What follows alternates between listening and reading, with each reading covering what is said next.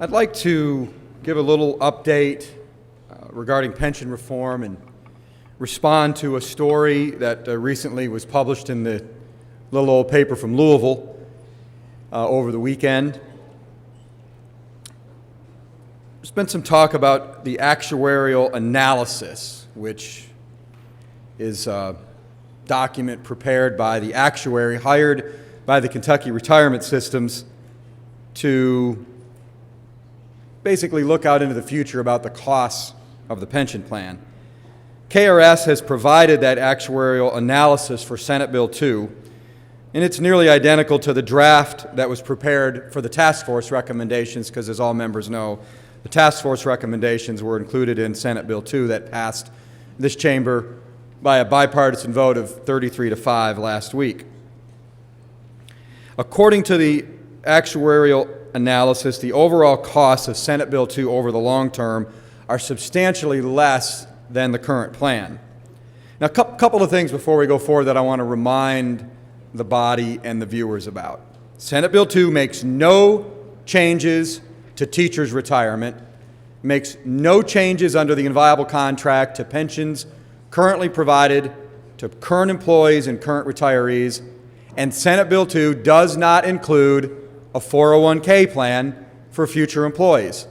There are some misconceptions being thrown out there into the public discourse about this situation. And I want to remind again, no 401k, wish it did, but it doesn't. Does not include teachers' retirement, and it makes no changes for current employees or current retirees under the inviolable contract.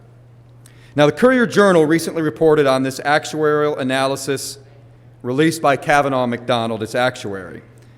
The AA analyzed costs for two options: if the state implements all of the reforms from Senate Bill 2, or if the state implements all of the changes except the hybrid cash balance plan. Now, I do find it curious, Mr. President, why the Kentucky retirement systems had an actuarial analysis done with only the hybrid cash balance plan taken out. None of the other reforms. In my opinion, they sort of showed their hand as to what they may or may not be for.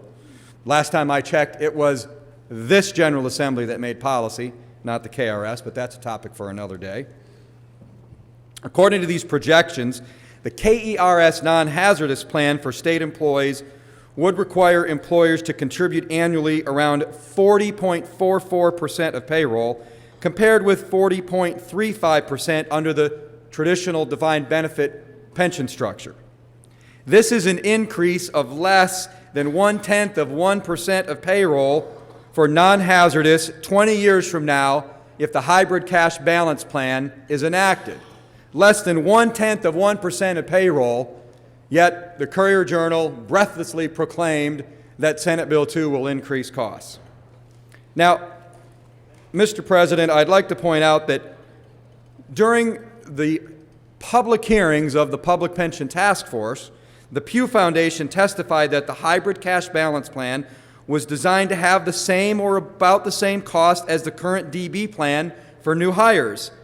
Simply put, it was not designed for the hybrid cash balance plan to save money actuarially, but to be actuarially equivalent in cost to the current DB plan and to reduce risk, which is what I presented in my floor speech last week. Now, it is, Mr. President, possible to tweak Senate Bill 2 to make the cost of the cash balance plan the same or slightly less than a traditional DB plan. But since the Courier-Journal focused on the KERS non-hazardous plan, I'd like to talk about the impact of Senate Bill 2 on that plan. Now, Mr. President, as you know, I'm a visual learner. You know, bullet points, graphs, one-pagers, USA Today style readership, if you will, Mr. President. So if with your permission, Mr. President, I would like your permission to display two slides on the monitors here in the Senate chamber. Thank you. Here we go, Mr. President. If the members would please look at the graph here.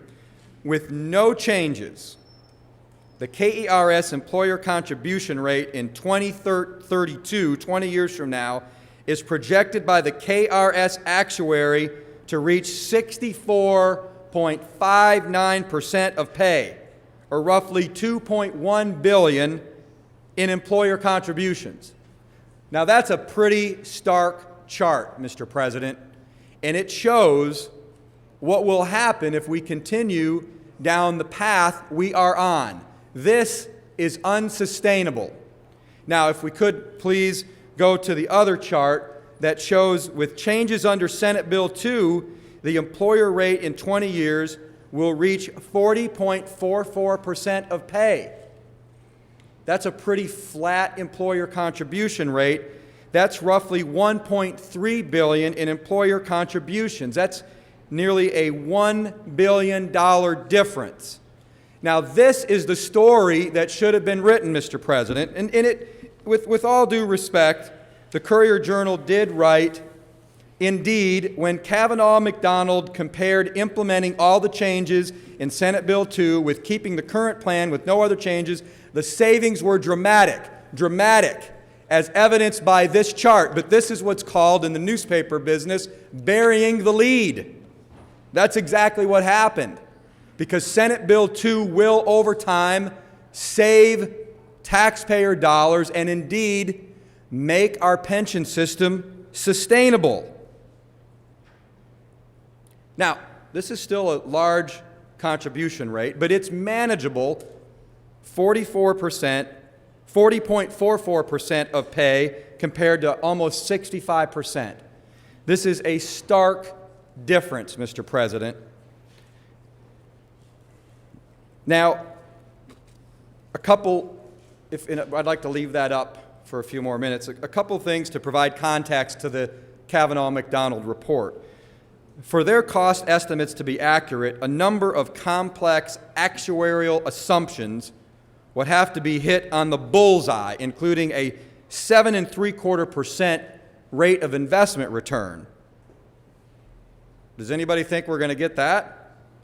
Over the last 5 years, the returns have been less than 3%. And I note, Mr. President, that the hybrid cash balance plan guarantees employees a 4% return. That's better than current employees and retirees are getting as part of the defined benefit plan that they currently enjoy. Compared to the current plan, Senate Bill 2 and its hybrid cash balance plan will provide a secure path to retirement for a greater number of workers and a more predictable, manageable cost situation for the state and local governments. This package of comprehensive reforms work together to save Kentucky billions of dollars, billions with a B, over the next 20 years. Now, the state does bear some risk with this plan, but significantly less than the current plan. That was a key part of the bipartisan compromise that we worked on in the task force. The only way to have absolute cost certainty is to switch to a 401k plan, which I would like to do. But remember, Mr. President, politics is the art of the possible. I said it last week. I wanted, along with Chairman Cherry, the former gentleman from Caldwell, to achieve a bipartisan compromise that could pass. Because in a 401k style plan, the employees bear all the risk and have to manage their own accounts. In a hybrid cash balance plan, they share the risk with the employer, and it's managed by the KRS. Now, Mr. President, the Pension Task Force spent 5 months examining what would happen if actual investment returns don't match up to the actuary's forecast. We should not abandon a carefully considered bipartisan solution because of one report's assumption that shows a 0.02% cost difference estimated over 20 years. And I'm hearing all sorts of things. And by the way, Senate Bill 2 was just referred to the House Committee, the House State Government Committee, a positive sign. But I'm hearing all sorts of talk about a proposal to raise taxes to pay for pensions. I hear a proposal about potentially raising the cigarette tax to pay off our unfunded liability. Now that's a smart move, Mr. President. Let's raise a tax on a declining source of revenue to pay for an increasing liability. Pardon me, Madam President, if I'm underwhelmed by this suggestion. I've also heard the talk of lowering the exemption that we currently have that retirees enjoy on their pensions, public and private pensions. $40,000 a year is the exemption for pensions on the tax rate. Now, that was passed back in the late 90s, and the senator from Jefferson 36 informed me that that was passed then to fight retiree flight to other states that enjoyed better tax status and warmer weather during the winter months, Madam President. And while we couldn't do anything about the weather, we could exempt $40,000 of their retirement income in order to keep them here in Kentucky. So there's a suggestion that perhaps we should pay for pensions by taxing pensions. To quote an old Hall & Oates song, I believe, showing my age here, I can't go for that, Madam President. So I ask for those who are all a Twitter over Senate Bill 2 to remember that this was a bipartisan set of recommendations that came from months of study. And I know there's all these metaphors out there about kicking the can down the road and capping the oil spill, and I've used them myself. But what I would suggest, Madam President, is a football analogy. You know, when the offense has the ball and decides it can't move it down the field anymore, it punts. It gives the ball away. What I would suggest, Madam President, is that we don't punt on pensions in 2013. We need to do it now. We have a plan before us that works, Madam President. We do not need to wait for a special session. We do not need to wait till 2014 because you've seen these charts.